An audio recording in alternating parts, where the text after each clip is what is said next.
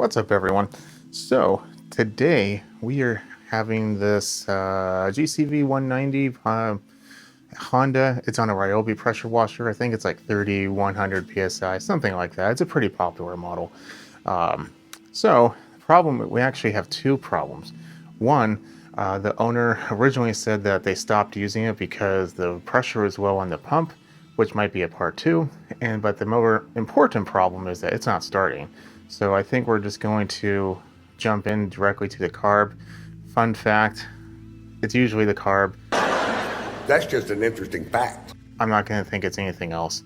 It has compression, the oil's in there. I'm not going to suspect spark. So unless there's something really weird, you usually don't have to worry about timing on the pressure washer pump or a pressure washer. So we're just going to go directly to the carb.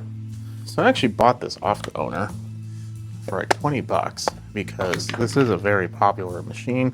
I can sell this no issue. But actually, you know what? I think what we're gonna do is we're gonna try cheating first and just taking the bowl off. Hopefully you can see that, but right there is the bowl, and we need to take a 10 millimeter and take it off. The wonderful thing about pressure washers is that this is actually one of the very few machines you can actually usually have room, because this plate isn't in our way. We don't have a deck in our way.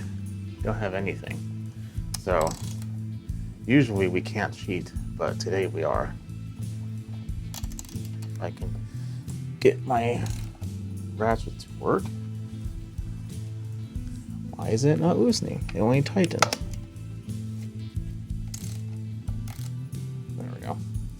Take a urine sample of this fuel, put a bowl underneath it,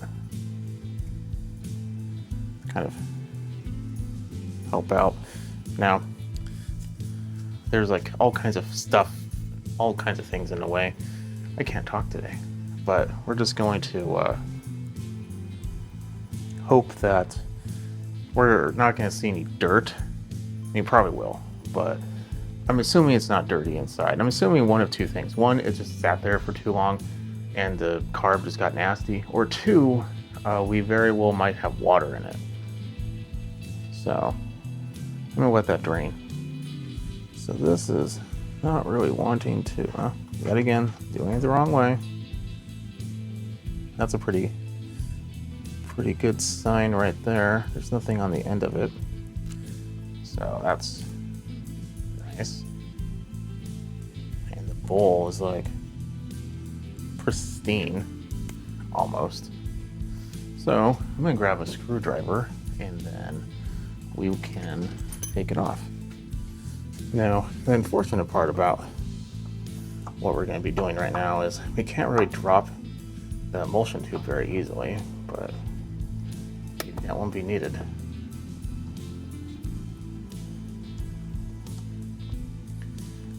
So this pressure washer pump is very, very common, except it has a little cable on there that likes to, or will actually control the pump.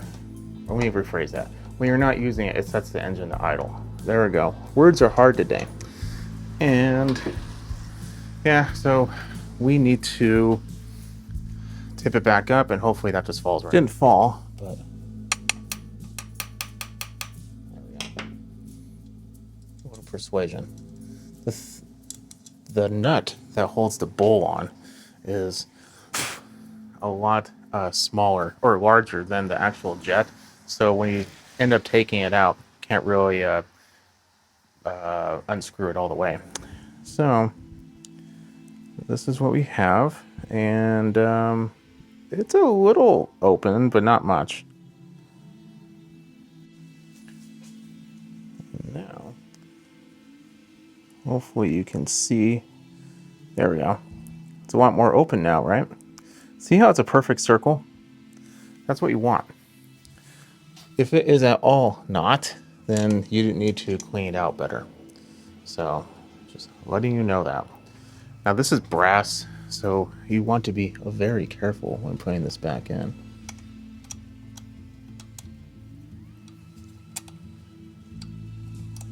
Don't just go all hog wild on it. Okay, I need to tip it back up. I'm just going to screw it back in and then put the bowl back on, and we'll turn it on and see if it works. I get a lot of people commenting and they're afraid they're going to mess something up when playing or doing anything like this. I'm going to tell you right now, it's really hard to mess it up doing it this way. What I just did is there's a little pin right there. I just made sure that it was in the middle. If you have a truck, put your tailgate down. You could do it on that. I've done that many of times. It's actually kind of perfect unless you're, compensating for something and have like a 15-inch lift or something like that. But as long as you have a normal sized vehicle or normally lifted vehicle, I mean, it should be fine. And I've been called out a few too many times for using an impact on the carb, and I will agree that it's probably a really bad idea. So we're just gonna bloop. Done. That is really the hardest part about this, is just taking a jet out and putting a bowl in. So if you're afraid you're gonna mess something up, trust me, you're not. And even if you did somehow, you could just buy a new carb. It's not that expensive. I'm not really liking this stuff right here, so I don't know what this is, but I don't like it.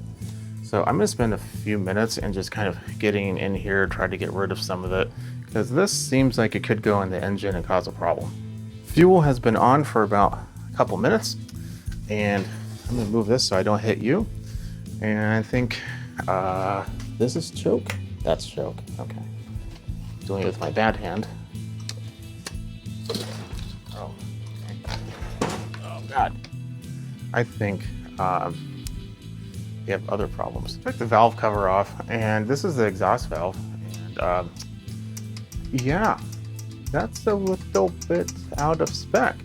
So this isn't a basis for this video, but this very well could be part of your problem as well. Wait, so it's just, the valve cover is just 10 millimeters. It comes right off. You just take a screwdriver, pry it off. It has some silicone on there, so before you do that, get some black silicone. That's oil and probably fuel safe ideally, but oil for sure. And then what you need to do is you need to take another 10 millimeter, I think, maybe something else. I'll have to double check. In fact, let's check. So it is a 10 millimeter. So it's not. I could have swore I just tried a 10. And it worked. So it is a 10 millimeter. So maybe it's not. I could have swore I just tried a 10. And it worked. Excuse me, 9. That's also not loosening. There we go. We just loosen that, and we take a set of feeler gauges. I'm zoomed in quite a bit, so hopefully this is not too nasty looking. And then we simply shove it in there. This is a 6/1000. So I do believe that is what it should be, or at least close to it. I usually do a little bit over, just because.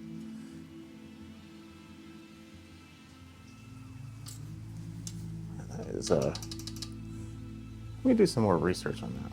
Excuse me, 9. That's also not loosening. There we go. We just loosen that, and we take a set of feeler gauges. I'm zoomed in quite a bit, so hopefully this is not too nasty looking. And then we simply shove it in there. This is a 6/1000. I do believe that is what it should be, or at least close to it. I usually do a little bit over, just because.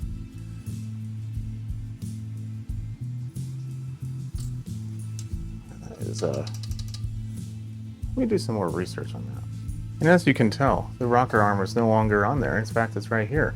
And I don't know if we're gonna be able to really show it, but there's a crack right there, right here. Can you see that? There we are, a little better. So the rocker arm is bent. And I don't want to say this is a common occurrence, but it's so common. What could I have just shown in my garage, because I keep at least 2 of these on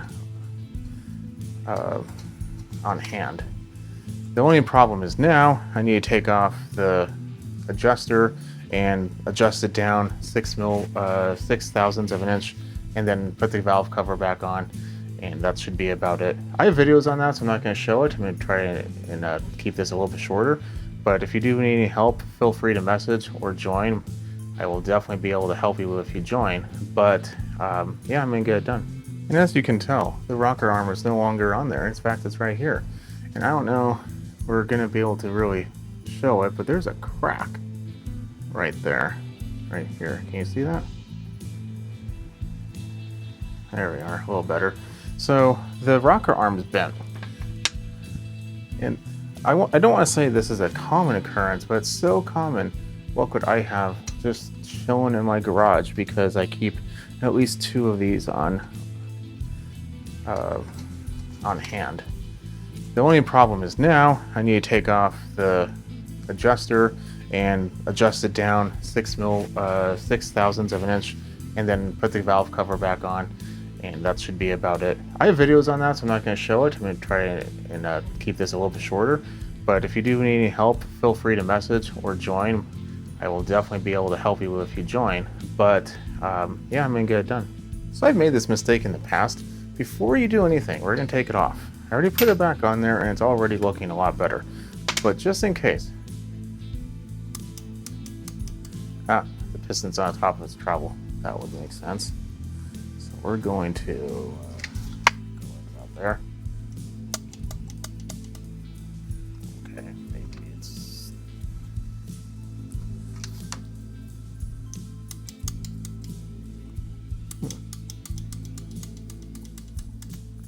That's not good. It's hitting something. Let me do a little investigation. So I've made this mistake in the past. Before you do anything, we're going to take it off. I already put it back on there, and it's already looking a lot better. But just in case. The piston's on top of its travel. That would make sense. So we're going to go right about there. Okay, maybe it's...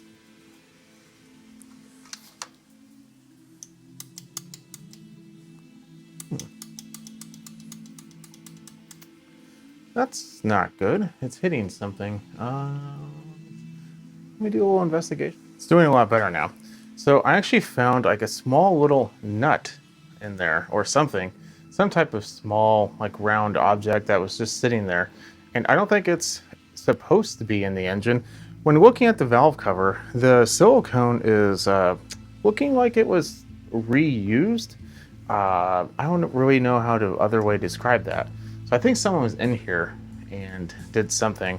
So I think I put a borescope in the cylinder just to make sure I wasn't hitting anything, and everything seems to be fine. So I think we're gonna take a chance here and say that it's probably okay. So I'm just gonna set the valves. I'm gonna put the valve cover back on, put some silicone on there right now so they can set up and so on and so forth. Read the label on your silicone cover and, you know, clean up all the nastiness that's on the side right here, everywhere else. And then but before, I'll just make sure. Yeah, so somehow that valve wasn't able to be compressed all the way. Usually it's just a stuck valve, but now it's doing a lot better. So I feel a lot more I feel a little bit better, but I also wonder where that nut came from, and is there more in the bottom of the engine? Let's see if this is a little better now. So far. So, what is this? Start, run, we're on. It's been about an hour. Technically, according to the instructions on the silicone I used, it said it'd be set up within an hour and then fully cured within 24 hours. So, it should be well enough okay to run it right now, and then I'll just let it sit later.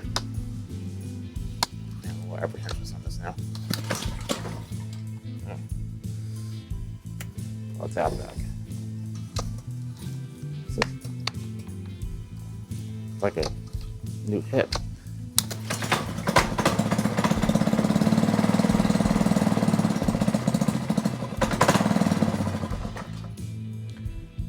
I think what that is idle.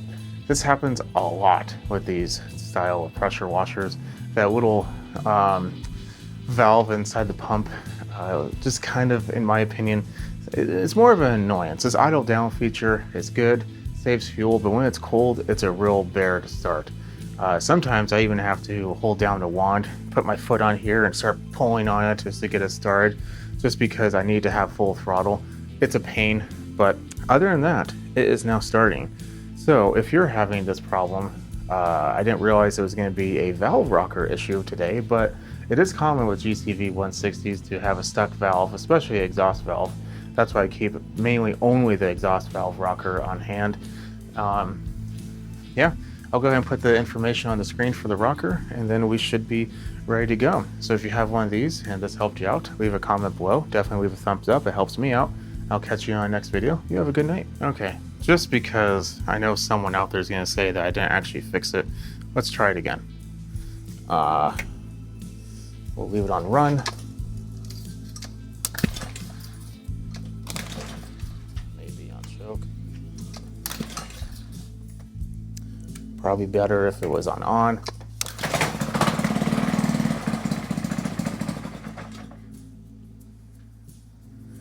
I'm going to adjust the idle.